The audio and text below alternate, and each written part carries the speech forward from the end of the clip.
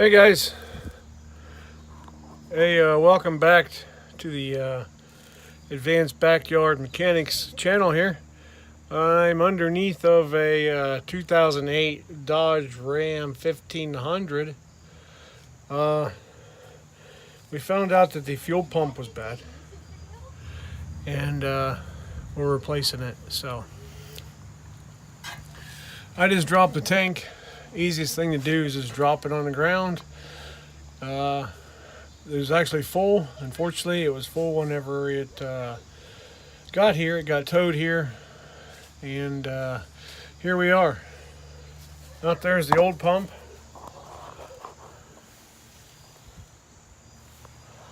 I don't know if you can see this very well, but there's a ring that goes on here. That ring. You're going to want to take a screwdriver and tap it on these little grooves right here, those little notches right there. You're going to want to go counterclockwise to take it off, and when you get the old pump out, put the new pump in, you want to go clockwise. But anyway, there's a clip here for your housing, or for your fuel pump line. I know the lighting sucks down here, but there's a red clip on the back of it. You're going to want to pop that out, take that out, and then push the button. Push it with your fingers, if you can see it very well. But push that button right there, and that'll release it from this knob right here. It'll release it from here, which actually comes off. It'll release it from there. The same thing with your wiring harness. Your little wiring harness right here. If you look, you see that red clip?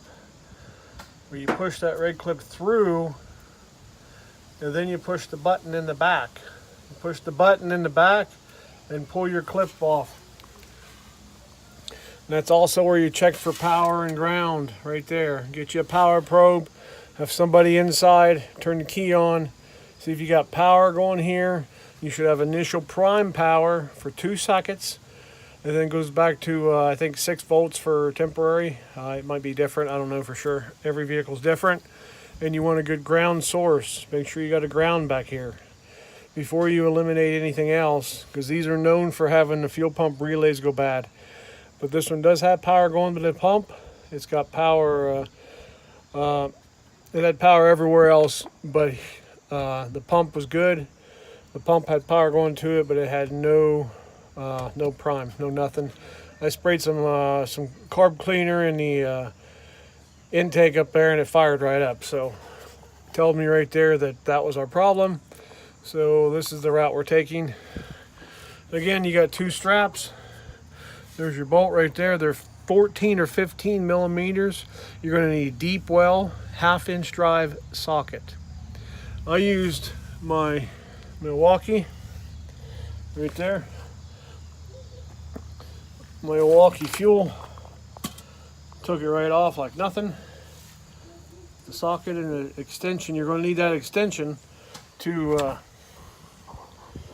basically get up in there, because the drive shaft's in the way, and you want the extension to extend it up in there. But anyway, we're tore apart and we're putting it back together right now. You're going to take the hose off. Right there's your filler neck hose. You want to take that off, and then you want to take your vent. There's a vent right here. You want to take that off also. And just drop the tank however you can. Mine was completely full when I dropped it. When I got it down, I took the pump out, and I took 5 gallons out, because that's all I have is a 1 5-gallon can. So it's the best I could do. Anyway, if you guys have any questions, just put them in the comments below, and I'll get to them as soon as possible. But again, we're working on a 2008 Dodge Ram 1500. This one actually has a 3.7 liter motor in it. V6, 2-wheel drive V6, yeah, in a truck. Go figure. Anyway, you guys have a great day.